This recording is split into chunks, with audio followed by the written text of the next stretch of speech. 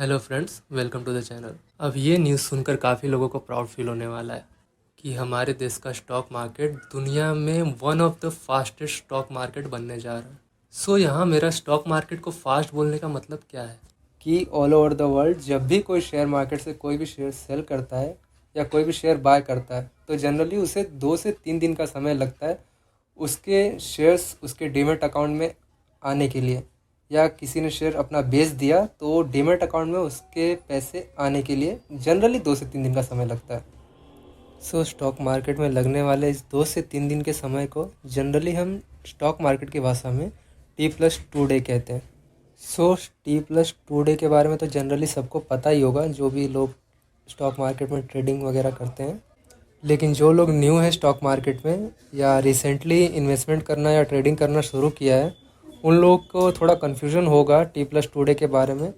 तो मैं थोड़ा शॉर्ट में रिमाइंड कर देता हूँ कि T+2 डे का मतलब होता है, T का मतलब होता है ट्रेडिंग डे प्लस 2 डे। अगर हम ट्रेडिंग डे पे अपना कोई भी शेयर बाय करते हैं तो +2 डे लगता है आपके डीमैट अकाउंट में शेयर्स क्रेडिट होने में। यानी कि जिस दिन हम शेयर बाय करते हैं या सेल करते हैं उसके 2 दिन बाद हमारे स्टॉक मार्केट के डीमैट अकाउंट में शेयर्स आ जाते हैं या हमारे बैलेंस में पैसे आ जाते हैं। सो लगभग 2-4 साल पहले तक, या यूँ कहें कि कोरोना से पहले तक, इंडिया में T+2 डे का ही कॉन्सेप्ट फॉलो किया जाता था।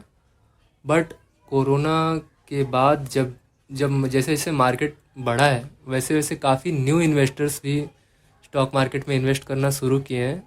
लेकिन अब T+2 डे का कॉन्सेप्ट भी इंडिया में काफ़ी ओल्ड हो चुका है। अब से लगभग 1-1.5 साल पहले ही इंडिया की जो मार्केट रेगुलेटर सेबी है उसके द्वारा T+1 डे का कॉन्सेप्ट ला दिया गया था। सो इस समय से अब तक इंडिया के T+2 डे के मार्केट को T+1 डे पे शिफ्ट करा दिया जा चुका था। सो इस शिफ्ट की वजह से इंडिया के स्टॉक मार्केट की स्पीड, या यूँ कहें कि इंडिया के सेटलमेंट साइकिल की स्पीड लगभग 2 गुनी हो चुकी है।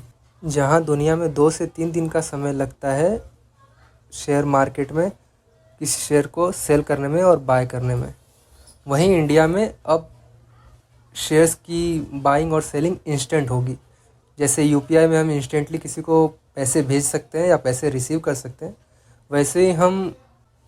वैसे ही अब हम इंडियन स्टॉक मार्केट में इंस्टेंटली शेयर्स बाय कर सकते हैं और शेयर्स सेल कर सकते हैं, और तुरंत ही हमारे बाय किए हुए शेयर्स हमारे डीमैट अकाउंट में तुरंत आएंगे और शेयर्स सेल करने पर हमें पैसे भी तुरंत ही मिल सकेंगे, हम उन्हें तुरंत ही विड्रॉ कर सकेंगे।